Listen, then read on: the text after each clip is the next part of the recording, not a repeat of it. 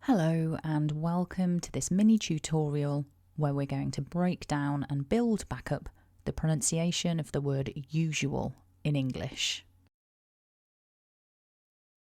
We can see here that this is a 3-syllable word and that we stress syllable 1. So repeat after me, stressing the first syllable, usual.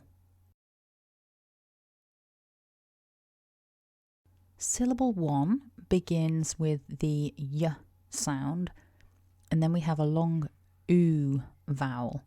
So together that's you. Repeat after me, you.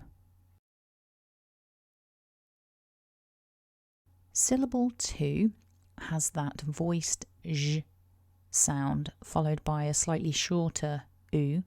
So repeat after me, ju. And finally, we have a schwa followed by the dark L, so that's ul. Repeat after me, ul.